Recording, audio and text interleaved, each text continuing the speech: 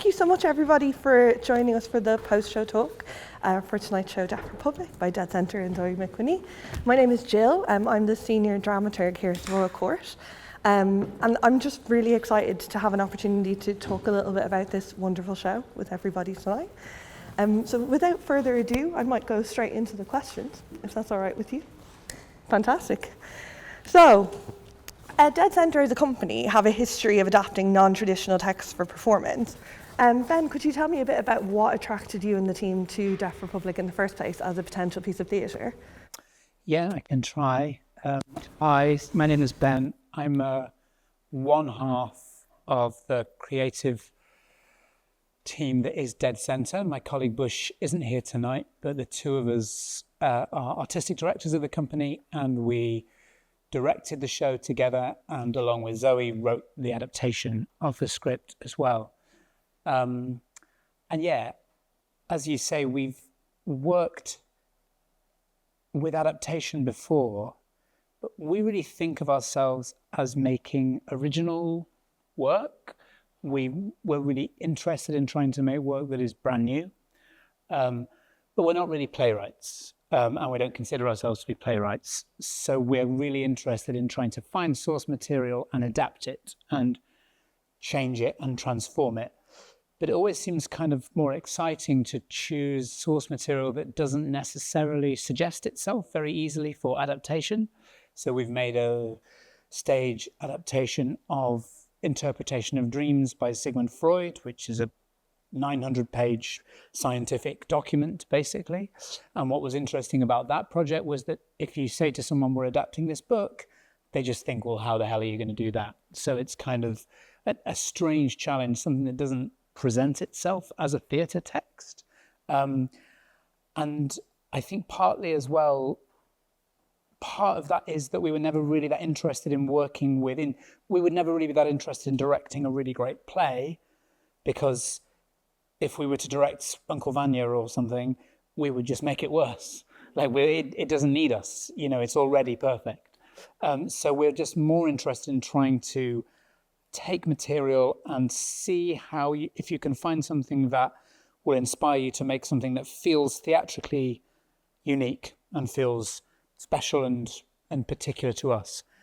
So sorry, this is a long-winded way of answering the question, I guess, but Ilya's book was, someone gave Bush the book before it had been published in the UK, actually. And I guess the thing with Ilya's book that is very attractive is the thing that makes it obvious for adaptation and the thing that makes it not obvious for adaptation. And the thing that makes it an obvious candidate is that Ilya is already using a language of theatre in the book. So he starts the book with a dramatis personae.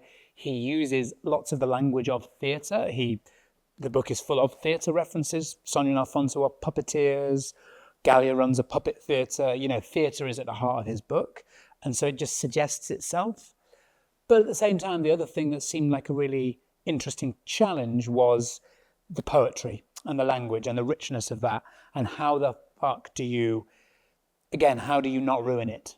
How do you find a language and a route into bringing that language to the stage? And how do you make it not a poetry reading, but how do you also give the people what they want, which is Ilya's remarkable genius language. And I suppose the third thing that suggested it for us was myself and Bush and Tilly, who's our producer, are not deaf. We're all hearing, and we have no experience of working with deaf practitioners or colleagues or artists. And it was immediately apparent when reading the book, and for those of you who don't know the book, Ilya is deaf, that it would not be, that we would never be able to make an interesting piece of work unless we found deaf collaborators and tried to understand the place of deafness in the book from the ground up. And that to us was a very interesting and exciting challenge, an interesting opportunity, and has been, I have to say, a great privilege of my life to have met Zoe, as well as Ramel and Lisa, who perform in the piece, and countless other deaf practitioners and creatives who we've worked with, and to, that's why theatre is worth how little we get paid, because you get the opportunity to enter these new worlds, and that was been a privilege. So sorry, that was my answer. So, Yes, I remember the very first conversation that the three of us had, yourself, Bush and I, and we were looking at the metaphor for deafness. We talked about how deaf have experienced negativities and barriers, and we wanted to represent the power, the imbalance, by then being the ones to ignore what was being said. So we had lengthy discussions about that. And Ilya, the writer, had kind of reclaimed deafness. So we used that as a metaphor to show that we could thwart society's idea of discriminating us. And in the very end, our bodies being political, we could be rebellious. And so it's also tied to the history of Ireland and of, based in Dublin. Ilya had written the book about his experience coming from the Ukraine, but there was something in there that somehow related to Ireland and the Troubles. And so I thought it was so beautiful to develop this as a Deaf Republic with yourself, Ben, and Bush, to think about how we tell these stories and the nuances of the deaf experience being brought to the stage. So suddenly the hearing protagonists are the ones that are facing barriers. So we wanted to look at that journey, and we didn't want it just to be a deaf audience, because that wouldn't be respectful. So it was wonderful working with both of you who really listened and embodied what we sought to achieve. And also we had a dramaturg that was deaf, Lydia Gratis, and Lydia closely worked with us in the research and development phase. So looking at Ilya's book, on page 7, there was a line that said dramatis persona. And for me, the list of characters that came from that was already telling the story itself. Come on, please, adapt me.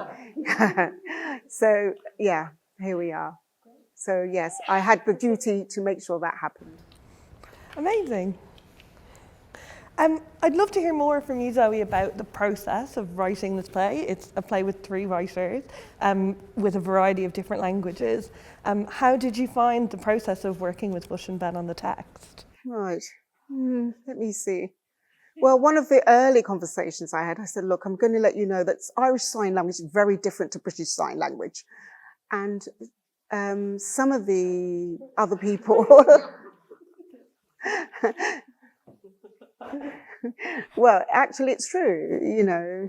So most people didn't realize that it's very different. But that journey meant that you were really brave and you took the risk to embody 2 different languages within one, and Ukraine Sign Language. So we have a little bit of Ukraine Sign Language in the play. And this one person who was a Ukrainian refugee called Alex Krejchev, I can't remember how to spell the last name, but Alex is deaf and from Ukraine and is a fluent signer and is a refugee and is also Jewish.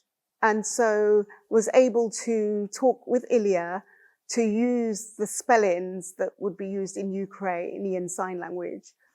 And we needed an essence of the name of a town to fit with the characters. And, you know, this is in the east of Europe, and we had to respect that. So we added a flavor of Ukrainian Sign Language, but most of it is delivered in BSL in terms of the poetry, the language of the poetry, and it's speckled with visual vernacular. So, you know, in terms of my work at home, looking at poetry, looking at how I can create that use that in the play, and saying to Ben, come on, we've got to use this, extrapolating upon that, going into the rehearsal room with the actors, who all had different levels of signing. Some were sophisticated. For some of them, it was the first time they had used sign language. So we had to really make a huge adjustments so that we could work together to deliver the language. And the cast did it beautifully. It was a success. They really embodied the language of signing and their deaf character. You know, rather than the hearing character who becomes deaf, they were the deaf character. And we had to make a series of changes with the signing until it became fluent. And I hope that the audience were able to see that progression in the play. And so Oh, and also we looked at the use of voice in captioning. Our aim was to use the tripod to capture the sign language and then put the text to it and then the voice. And so typically we have 2 out of 3 people there. And sometimes you don't see any captions or any signing or any voice. And sometimes you see the captions and the voice and the other way around. But mostly it was all of them so that the audience could understand everything. I know that some deaf people who've grown up with lack of access to language, they've had lack of language acquisition until a later age in life. And so they've had to rely on captions. And so there was a myriad of layers to make sure that this show was accessible to all. And, you know, it's a unique creation for people to see what it is to be in a bilingual setting. Bilingual, but also trilingual, quadrilingual. I mean, there's spoken English, BSL, there will be ISL in Dublin, there's Ukrainian sign, there's visual vernacular as well, and there's captioning. Like, I've never seen a show with as many layers of language at play at once that also manages to communicate so much to every audience member. There are obviously wonderful moments of the show that are specifically accessible to a deaf audience and not to a hearing audience. Yes, people have choices. Yeah. Do you want to speak a bit more on the decision to sort of have those moments that are specifically catered to a deaf audience and not to a hearing audience? I suppose it's kind of to speak a bit about the process we went through to create the script for the work, we were really interested in this idea of access and accessibility and what that means and what that, can sometimes mean. And when you're speaking to people about the idea of, yes, it's okay, you can go and see a show if you're deaf because there'll be a BSL signed performance, but it'll be on a Tuesday afternoon. So I hope you want to go on a Tuesday afternoon, and you're sort of digging into it and thinking about this kind of utopian idea that we can provide access to something through having an interpreter. And of course you can, and there's a very serious and significant way in which you can. But when we were talking with Zoe early on, it soon became obvious that what Ramel signs at the beginning of the piece is really clearly true, that trying to interpret the sophistication of a visual language like British Sign Language into spoken English is only ever a facsimile, right? It's not the same. It's an attempt to make a version of it, because actually that's true of any effort of translation, that you're never getting to the heart of what the original speaker expressed. You're only offering another version in another language, a language that may be richer in some ways but will be poorer in other ways. So this is where this idea came from that we start the show with, of turning this accessibility thing on its head. But it makes you think then about every moment in the show. How does this moment land if I'm a hearing audience member? How does this moment land if I'm a deaf audience member who is fluent in BSL? How does it land if I'm a deaf audience member who isn't fluent in BSL? And you could, the reductio ad absurdum of that is that every single person who comes to see any show has a completely unique experience. And the job is crazy because we all tell ourselves that we're going to make a show where the audience likes it. But of course, that audience member just broke up with their boyfriend and that audience member hates that actor or whatever, you know what I mean? So every audience member has a very specific experience. And so it felt like making the piece, we wanted to try and set up this idea of accessibility, but really push that to its limits and see if we could find opportunities and moments that would be inaccessible for certain people in the audience, And so we have 2 sequences which, if you don't follow BSL, you won't understand. And hopefully that's joyful, and hopefully that's thrilling, because there are also things happening in the show which, if you don't have any hearing at all, you won't have access to, and there's no way of making a perfectly accessible show to everybody. And that's not necessarily a problem. That's something to be celebrated, that there is something that, that sign scene where the guys teach each other sign and they're learning sign and they're having a conversation in BSL, we could caption that, but it would seem to slightly, blunt it, make it blunt or something, because the captions would never have the sophistication of the guys signing. and it would never have the humor of the guy signing, you know. So why not try and explore things that are, to some people, inaccessible? You know, and this sort of relates back a little bit, this might get a bit pretentious, but for us it was always kind of connected a bit to Ilya's work and to poetry in general. Because Ilya's book, for those of you who don't know it, is, I think it's really good. You should read it if you haven't, it's really good. But it's a remarkable thing because he tells this story, and a lot of his poetry is really understandable and really clear, and it's telling this really gripping narrative of what happened in this town. And then also, every so often, he'll stop you up short with a lyric poem about love or death or sacrifice that is high poetry, weird shit, like words in weird orders, you don't know what's going on, and you're not supposed to know what's going on. But the book has that mix of things. It has things, it lulls you into feeling that you know what's going on, and then all of a sudden you have to read a poem 15 times for an hour because you've got no idea what he's talking about, because that's what he's doing. He's putting all of those things together. So it felt like, I think our piece is very, jumps off at an angle from Ilya's book in lots of ways, but it always felt like we should try and find that multiplicity of tone and of energy that Ilya has in his book. And one way of doing that was to, when we started working with Zoe, to empower, to try and make sure that there were BSL moments that were, even if we are captioning them for people who don't follow BSL, like when Lisa signs the poem halfway through the first section, anyone, I believe, even if you are following the captions, you're not a BSL user, you are still admiring and being enthralled by Zoe's translation of that poem and Lisa's performance of that, because, you know, I mean, I could talk for hours about how interesting it was to work with Zoe, but one of the things that was really interesting, and as Zoe pointed out, complicated and time-consuming, was to try and think about the translation into BSL as being as creative and poetic as possible. And of course, myself and Bush are not fluent signers. I'm not a signer at all. So of course you don't understand it at first, but then you start to realize that Zoe was attending to the positions of someone's hand as they finished one sign that then would take them into the next sign, and really attending to that level to try and find poetry in the sign, you know?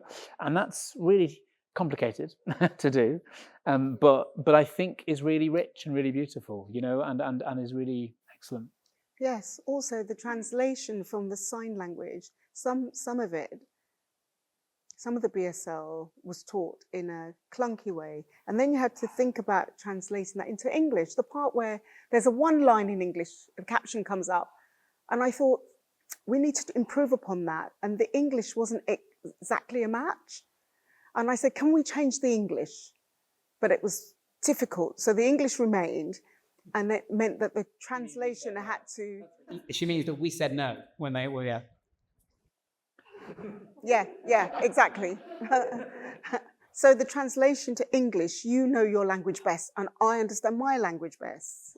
So sometimes I'd say, have a look at this, and you'd say, no, and we decided we'd just allow each language to have its own space. And the Deaf Republic allows a lot of space for both languages to exist. So we were given lots of freedom with each other, to each other, into being creative. For each of the scenes, they all had their own rhythm, which was lovely. One interesting thing that exists in our piece that doesn't exist in Ilya's book in quite the same way is the presence of sign. Ilya talks about sign in the book, and he mentions that people learn sign, and he illustrates the book with some simple signs that the people of the Senka use. But sign is, that you were saying, Zoe, is a completely physical thing. And that's something that you don't get in pages of the book. You know, that's something that is inherently more theatrical. When you put bodies on a stage, then sign becomes a huge part of how you're telling the stories. And I think that's something which our adaptation was brought to the piece. Indeed. And the blocking as well affected what signs we could use, because the characters were signing to somebody else across the stage. For example, the bathtub scene, they're both sitting in the bath, and that impacts how they sign. So we had to change the wording to match that. To push a bit further into, I suppose, the politics of accessibility in the show, which we sort of started to touch on already, So yeah, there's a lot of talk in the show about it being an accessible show and exploring the sort of joys and the limitations of that. There's also this idea in the show of an accessible war, which I find really sort of like compelling and confronting, in that it feels like that's suggesting that some experiences not only like can't be fully accessible to all, but maybe shouldn't be accessed or understood. How did that idea of an accessible war sit for you guys as you were making the show? What did that mean to you? I can try and talk a little about it. It's one always feels this, that accessible war line is kind of a throwaway joke, but then you realize, oh no, people are really listening to it, because it is, as you say, kind of potentially a sort of confronting moment. I guess it does relate a bit to me to this idea of, and we're having a slight sort of language game with what accessible means, I guess. And this we spoke about a lot in rehearsals, and with Lydia, who Zoe mentioned, who's our dramaturg in Dublin, who is a deaf activist, really, more than a theatre person. And this idea of being very careful that we weren't glib with our use of language. We always like to try and be playful, and you have to be careful not to be silly and glib with stuff. But it did seem like there's an idea about accessibility which also relates to kind of our ability to understand something and to make sense of something. And that always seems to be the goal, I guess. And as Rommel says at the beginning of the piece, that's why we come to the theatre, to understand the world and to better understand it. And there is that feeling, I think, that art exists to explain, not to explain things, but to allow people to have access to and understand things. And obviously not just art, but journalism and, iPhones and social media and stuff have all helped us to have more access to stuff. And what Ilya's book's really depressing. I think it's maybe not quite as depressing as our play, actually, but it's really depressing, and the town surrenders. And he doesn't make any bones about that, and he doesn't try to balance things so much. And it's quite brutal, the book. And there are poems, and this links in my mind to the idea of poetry being inaccessible. Poetry makes the world more complicated, not less. If you read some of Ilya's poetry about things, in this book or in his other book, you feel that he's talking, you feel that he's telling the truth about something, but you don't understand what he's talking about. And he doesn't render war accessible and understandable in his book. And that felt like an interesting kind of source of inspiration for us, I guess, that we don't want to, that art's job shouldn't always be to, or can't always be to render something. We're not going to make a play that explains war, or indeed says anything particularly coherent about it. But maybe that's not what theatre's for, I guess. That's my jibber jabber. Anyway, I don't know if Zoe wants to add anything. Well, my thoughts on that are that, my perspective, the virtuous, virtue signaling, look at me, look at what I've done, look at this, I've provided access. But actually beneath that, when you look at the depth of it, in terms of community, as a deaf person, I've seen so many people, interpreters, there's nothing in print media, there's nothing to engage the deaf community. Often the interpreter will just stand up there and there's no one in front of them. So sometimes it's about, oh, look at us, we're making this accessible. But actually, when you scrutinize it, there is lack of awareness and nobody's been informed that this event has an interpreter. There's no consistency to access. It's very inconsistent. And perhaps, this thing about the war, it's an oxymoron, really, because war itself, by definition, is confusing and chaotic. And people who don't live within a war zone, they get, what information they tend to get is through which institution decides to disseminate that information, and they might change it. And it might become accessible for us, but by whose standards? And so you really can't digest it. It's, accessible war, wow. There's nothing like opening the gate and walking in and saying, oh, I've got it. A light bulb moment. There's nothing like that. So we wanted to give the audience something to chew upon, to talk about, this is what we're giving you. This is accessible. Actually, is war accessible? Yeah. But I'm really happy that we made the soldiers like clowns in that scene. Yeah. A bit of satisfaction somehow. But we have this, there's an exchange that Lisa and Owen have about the camera being recording evidence of suffering. And this is from, I think I'm right in saying this, from a quote of Ilya's in an interview about how journalism and newspapers and the TV news, he was specifically referring, I think, to the Ukrainian war at the moment, I think when he talked about this, the TV and journalism will amplify our suffering, but who will amplify our tenderness? And this was in the context of him talking about poetry and art and what art's for in a time of crisis. And maybe art isn't there to allow people to understand what's going on or why it's going on, but to allow people to remember and to be reawoken to the fact that there is human tenderness everywhere in the world, you know, and that things shouldn't be simplified or dehumanized by showing a world of only suffering and only victimhood. Yeah, that's really important too, from the perspective of a deaf person, because oftentimes, from the deaf perspective, people are saying, oh, I can't imagine being deaf. And it's like seen as a negative thing that we're suffering in our daily lives. And we're probably living a really peaceful, perfect life without any concerns and worries. Well, me as a woman, I don't worry about catcalls or awful things coming from the public. I just walk on by because I don't hear it. So in that sense, I have a beautiful life. So there is an imbalance, of course, about the dangers that persist. But as a deaf person, I do have some deaf gain, some deaf benefits. I think, you know, sensitivity and tenderness is really important to show, and emotion as well, and empathy, rather than just frustrations and anger and angst. It's good to show the range of human emotion. You know, I can feel that, you know, that this show, people might become tearful and think that this show represents all deaf people. Oh, sorry, I missed it, I've lost that.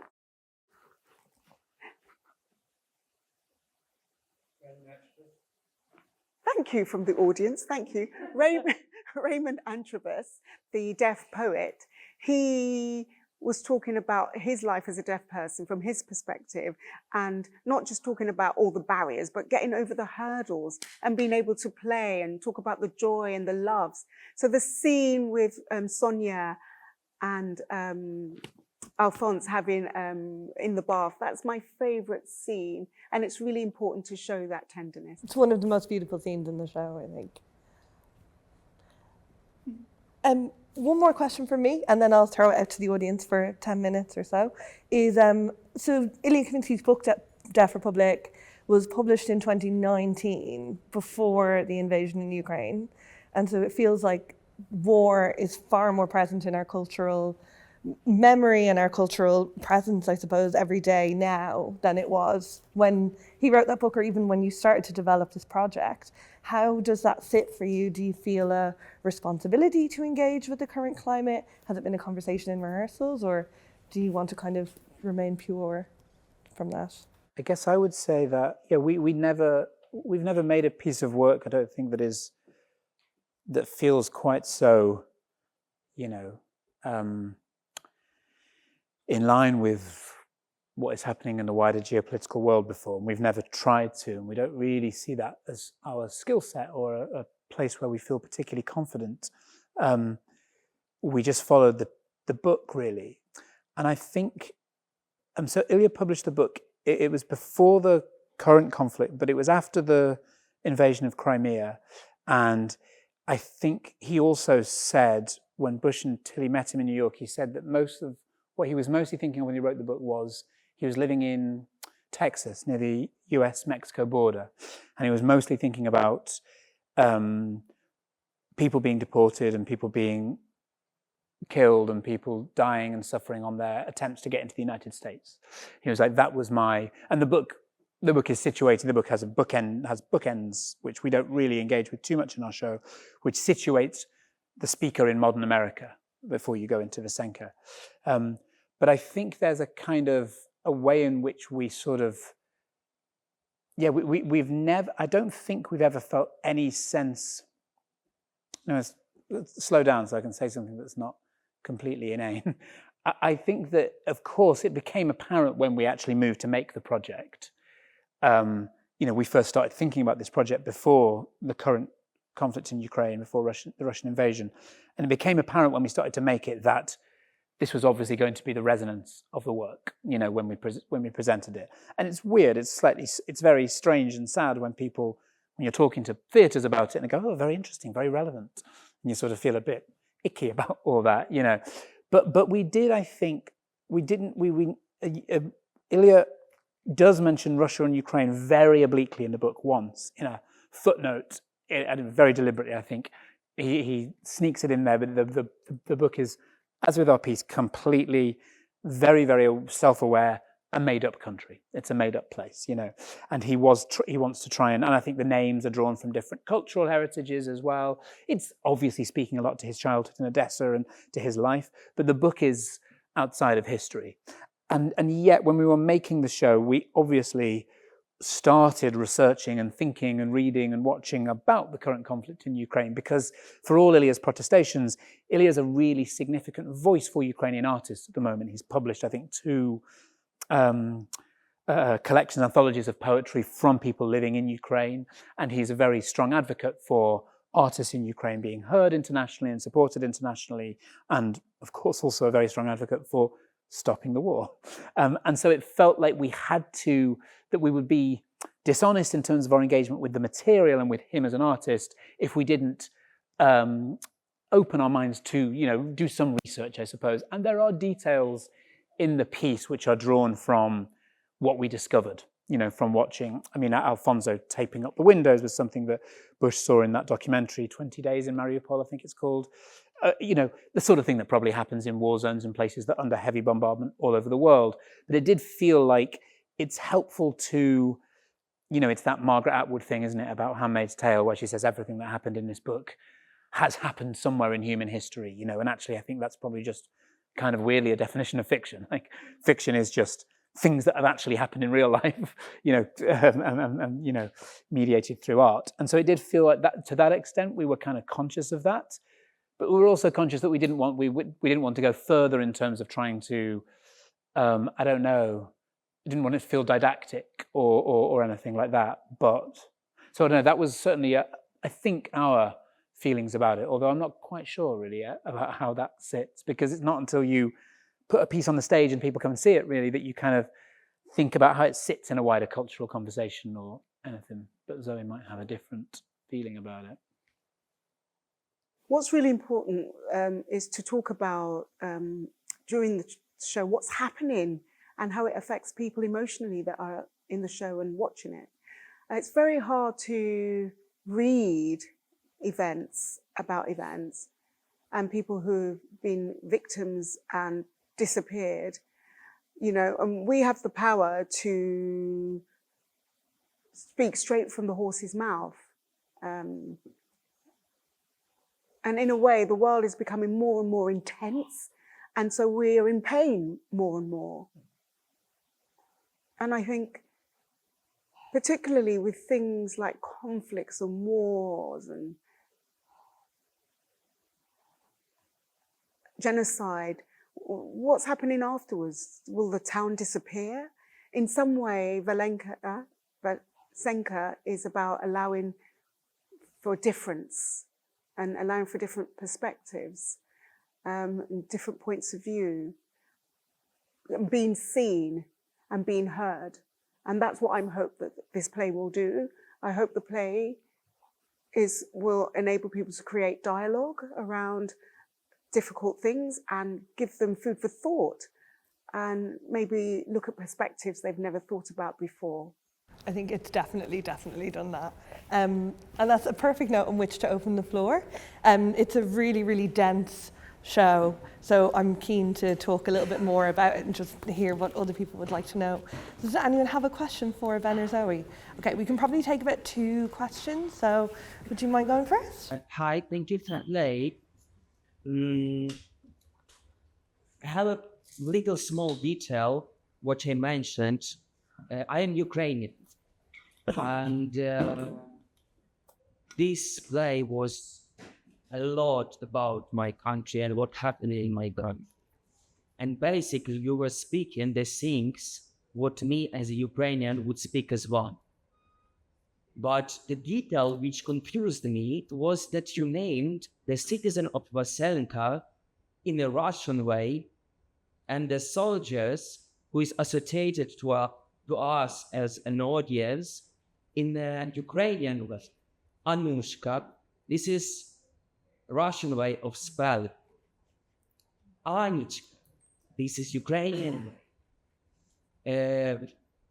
But Petrushka, how can you say this? For Pavel, in Ukrainian Pavlo, but you name the soldiers something like the man Kov. My surname is Sedor Kov. And this is the small detail, but this is very important detail because Russian using it. And this is important for me as for Ukraine. And whenever you would like to avoid the geopolitical context, it will be here. That you will never avoid. And this play a lot for me about my country because at the beginning, sorry, maybe a little bit not right thought, but at the beginning of the war, we were like a deaf. And now we felt like we do not have very strong voice. And this is important. So thank you for that. And basically my question was what mentioned, like what is your position to war in Ukraine? Thanks. Great. So the question is, what is your position on the war in Ukraine? Big question. Big question. Can I speak a little to the subject of the names? Because I find it very interesting. The names that we use in the piece are purely from the book, from Ilya's book. He wrote the book in English, so it's kind of interesting, but I have to confess, I didn't know what you just told me. And it's very interesting that this kind of, we spoke with Ilya at an event here the other day, and Ilya speaks very beautifully about language and how he grew up as a deaf child in Odessa. He then left to go to USA when he was, I think, 7 or 8 or something. And before, he didn't have hearing aids until he went to the US. And so he grew up and he didn't hear, but he wasn't really diagnosed. And his mother always told him that his first language was lip reading because he came from a world where his mother spoke Yiddish, people spoke Russian and Ukrainian around him. He didn't speak any of the languages. He wrote and spoke a little bit. He also spoke English, but he didn't hear. So he just watched people's lips. And he speaks very beautifully about how that was how he became a poet, basically, because to him, language and imagery were all the same. So he would watch a conversation and a cat walks past, the people talking, and he gets their lip reading, but he also sees the cat, and he sees a guy over there reading a newspaper, and he sees a woman dropping her coffee and shouting at the guard, and they're all part of the conversation. And I didn't know that about the names, but that's very interesting. I'm not going to be brave enough to take it up with Ilya. Maybe I will, I don't know. But it's interesting, and I have to feel like he makes very deliberate choices about the names, and he has a mixture of names. And I suppose the one thing I would say, sorry, this is getting quite detailed, but I liked the point. The name Pavel is actually used just one time in the poem, and we used that and created a character called Pavel, who Ilya doesn't really make. And I wonder if we should talk to you afterwards and we should make a change in the future in Dublin. I mean, as to your question about the war in Ukraine, I'll get Zoe to answer that one, because all I can say is that we almost had a sequence in the piece when Lisa signs about how it's 2 years have passed. We had one draft where she says things like, sooner or later people are going to stop watching. Sooner or later people are going to stop caring because it's going on too long. And the feeling that we had, we started working on this piece in 2020. We first read it.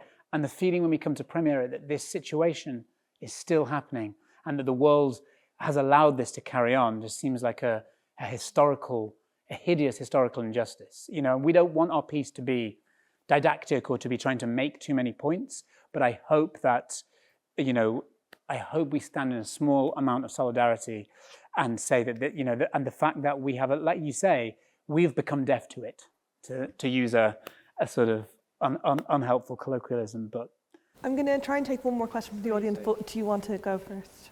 That reminds me of one of the poems that was by a Russian Ukrainian. When Russia started the invasion, they wanted to get rid of sign language. And that really got to me as a deaf person who faced my own barriers. My family are generationally deaf. And that kind of punishment of sitting on your hands, not being allowed to use sign language, the friction that that causes. I can't remember the name of the poet, but Ilya is in the same circle as this particular poet. They are Russian, and when Russia invaded Ukraine, they changed it, all the poems into Ukrainian and published them in the Ukrainian language. So basically that's saying the Russian language is oppressive, fuck you, we don't want it, we're going to do away with your language, and we're not using it on this land. So it's a language choice, and language choices are political. And so you've just reminded me of that. So, you know, I've made a decision. Yes, I am very supportive of the Ukrainian people. Thank you so much for sharing that information about the names. Alex and I completely missed that. So it's a learning situation for us. Thank you. Super. Another question, anybody? Maybe at the back of the room, you have your hand up. What the beginning set up very well the idea of different accessibilities for the different groups, which got me thinking that what was not accessible to a completely deaf audience member would be the fact that every speaking voice had an Irish accent, which, in view of the fact that I played years with colonialism, for me gave a very strong spin veneer on what was being said. I don't know much about your company. Where does the Irishness come from? Are you an Irish company? For me, as an English-born Irish diaspora person, I'm very much kind of reconnecting and getting pride in that heritage, at the moment, mainly around Ireland, more the Irish people, being one of the few Western countries that is supportive of Palestine, what's happening in Gaza. I think you'll see Matt from DC meet that. the government, apart from the Irish government, obviously less so, but better than stronger and more and quicker than a lot of other European governments, and led the way in a lot of ways. But should I just answer just from a factual, just because the eagle-eared among you, and the hearing amongst you will have realised I'm not Irish. I would count myself as part of the diaspora. My grandfather was born in Dublin, but no, the company's based in Dublin, Ireland, and we've been based there since the beginning. I actually currently live in London, but my colleague Bush lives in Dublin and has been there for 25 years or 20 years or so. And everything we make, we sometimes go overseas to make work, but everything we make is generated in Dublin. And or most of the Ramel, who's in the piece, is Swedish, actually. But apart from that, Lisa is Irish. And apart from that, everybody in the piece who performs in the piece is Irish. Interestingly enough, we were going to have an English performer performing The Soldier. And a colleague of ours from Dublin Theatre Festival, where this is going straight after this, came to press night and she was like, I'm so glad that Dylan's playing it. Because in Ireland, it would be too didactic to have an English soldier. It would be too simple. It would close things down a little too much and seem, But no, it was certainly not. So it's not a deliberate choice to cast Irish people as such. We are an Irish company. We made the show primarily. We were co-producing it here with the court, but we've rehearsed the show primarily in Ireland. The creative team is mostly Irish-based, and we are.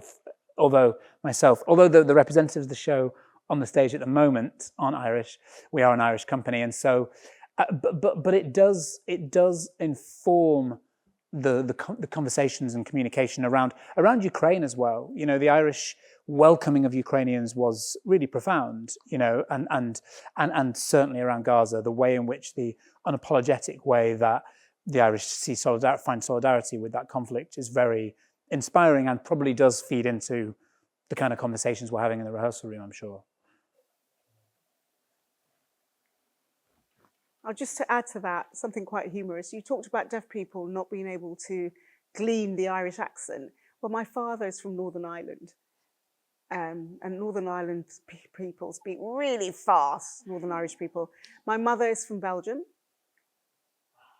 And she's hearing and she speaks fluently in English, you know. But my father is deaf. He's deaf like I am, profoundly deaf from birth. His family are deaf.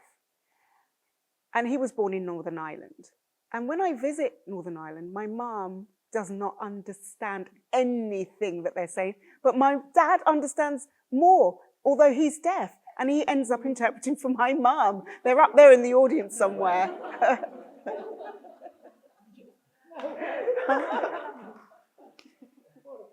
That's great.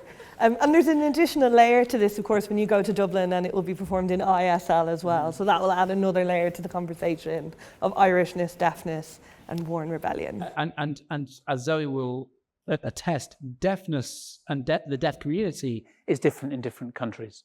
You know, and the deaf theatre community in Ireland is very different from the deaf theatre community in the UK. It's a smaller country, you know, so it's kind of interesting to think about how the piece will play and will feel in Dublin. You know, it's going to be a really, like I said before, it's just a real privilege for us to have made something that feels like it will travel with such strange and kind of interesting, in such strange and interesting ways. Just to add to what you've said about Ireland, the community there, they don't have many opportunities, whereas in London we do. So in terms of rehearsals and funding and the skill levels, it's not the same in Ireland. But the Irish have a very strong creative deaf community, and they are catching up fast. So we've seen some fabulous artists and some coda artists as well who've set up theatre companies, like in the Dublin Theatre Festival that ran in parallel with the other festival. So I applaud the Irish deaf community. They're a very creative community, and I'm keen to encourage them to develop further.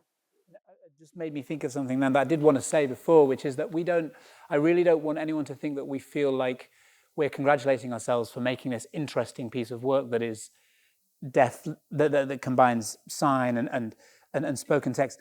Because what Zoe's reminded me of, especially in London and in the UK, we're really learning and riding on the coattails of work that Zoe's done in the past at Shakespeare's Globe, work that companies like Definitely have done. There is really interesting and sophisticated theatre work that has been made over the past 10, 20, 30, 40 years in the UK, which was very inspiring to us. Do you know what I mean? And we don't, you know, you have to be careful that we're not sort of riding in thinking that we've come up with something new. Obviously, we haven't at all. What we've been very lucky to be able to do is to collaborate with Zoe, collaborate with other people, and to sort of to try and synthesize and bring together all the fascinating and interesting things that people are doing, and try and kind of get everything into one show, because we're not going to be here forever. So, you know, it might be the last one we ever get to make, you know. One more thing. In terms of the two sign languages, Lisa is from Northern Ireland and her father is from Dublin, which is Southern Ireland. And she's fluent in both BSL and ISL. And so it's a real gift to have someone like Lisa as a member of the cast because of her dual heritage. We've got fabulous people like Paula Clark, who's from Northern Ireland and did research and has kind of caught in a net the creative deaf community in Ireland. And so it's good to collaborate between Ireland and Irish Sign Language and BSL. It's great we have that collaboration. Great. As a staff member of the Royal Court Theatre, we love all of our shows equally, but as an audience member and an Irish person as well, like, this is just one of the most exciting, ambitious, challenging and just like moving shows that I've had the privilege to welcome onto our stages since I've been here. So thank you so much for sharing Deaf Republic with us. Thank you so much for sharing your evening with us and for chatting so openly about the show. Thank you all so much for spending an extra 20, 30 minutes with us. And have a great night. Thanks, everybody. And of course, thanks to our interpreters as well for all of your amazing work. Cheers.